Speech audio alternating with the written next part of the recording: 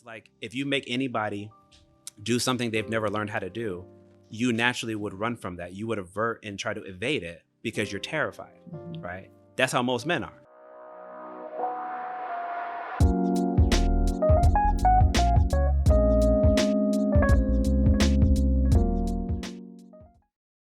I want to move on to a slightly different question, but back to that time period, that 4.5 years where you guys were clearly in the relationship and trying to kind of figure things out. So since there wasn't the conversation of, are we in the relationship, I imagine you both were talking about what you both were looking for and what you wanted for the long term. Is that fair to say? Well, we knew we wanted to be together for the rest of our lives. Okay. That was the goal. I think we both knew we would want children, but we didn't really talk specifics. Like I want At 5 all. or 2 or Right. 1. Right, Or, not at all. And then you may not know this either. We'd been married 7 years before Jonathan was born. So Okay. For a lot of people, that's a long time in a marriage. Oh, absolutely. Absolutely. And, I mean, we figure just it's we over I for mean 11 and years there's from when we there first was met and started there dating was till we had our first child. It's like we did a lot of things that we wanted to do Lived a as lot a of life. couple, yeah and then said, okay, it's time. there was no really reason for delaying it. It was just we just recognized we weren't ready. It wasn't I respect that. what we wanted. But Yeah. we knew we wanted children. Right. But didn't have necessarily a specific time in mind. Nope. The reason why I ask, let me provide a little context, because again, I know that there's a little bit of a generational divide. So a lot of the things that I listen to and that I kind of pay attention to now, and especially a lot of my clients that I talk to as well, I think there's been a shift in terms of not just relationship formation, but also priorities. So for a lot of young men and women, I hear a lot about focusing on career. And what I notice at the same time is there's sort of a consequence naturally that relationship formation then is not the priority. So then we're kind of not thinking about it, out of sight, out of mind. And maybe I'm sort of in my early to mid 30s, and now I kind of have this epiphany. I want to get married. I want to have a child. And I say that specifically more towards women, because one thing I've realized is that men, we don't think about that as much. Not that no man does, but we typically don't, because we don't have biological pressure to reproduce, whereas women do. And so I ask that question because I know for a lot of women and men right now, the question is kind of like, when should I do it? And because there seems to be this abundance of go work, get your education, make your money, there almost becomes like a panic. Again, like I'm 33, I'm 34, maybe if I'm a young woman, and like I need to do it. Time's getting short. Right, because it's going to get harder. We know. I know you know better. The risks than I do. go up. The older that you get. So I'm trying to like learn how to navigate that conversation with folks, because I feel like not enough people are talking about, while I think it, and I commend going out and seeking out your career and doing well for yourself. If you know family building is important to you, it may not be the top priority right now at 21, 22, 23, but you know it's important, right?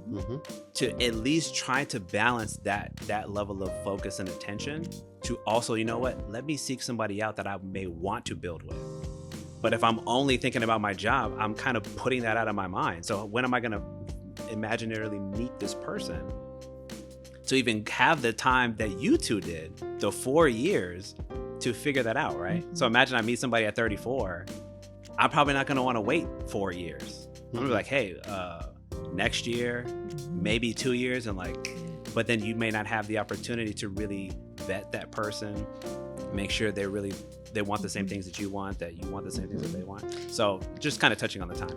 And it's good to work on the relationship before the children come along. Yes, ma'am. Because it's hard. And I'll add another thing about how our backgrounds were different. When we first got married, it was hard because when issues did come up, Paul knew how to talk things through.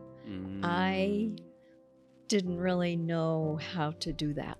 Wow. I would just, if I was upset about something, I would just clam up and go to another room and slam the door. And he was really good about helping me basically learn how to fight. Or communicate. Not that we are, It's not that sure. we were fighting, but it was, you have to know how to, You got to to talk fight through fair. those things. You Yeah. have to fight fair, and you have to communicate. Yeah. And so Hmm. it takes a lot of practice learning how to do that Yes, ma'am. when you never have. And never that's a needed to. really important thing to think about when you're in a serious relationship that you Yeah, would like you're to around have somebody 24 hours a day, long-term, Yes, 7 sir. days a week, long-term. year after year. It's like, come on, we got to talk. I know. No, Mhm. okay. Good, I need good things and bad things. I need to point out a distinction here. And I love that you said that. In my experience, and it's very interesting that you said it that way, it's usually flipped. Mm, Most of the people that I talk to, particularly the clients that I work with, are men. mhm.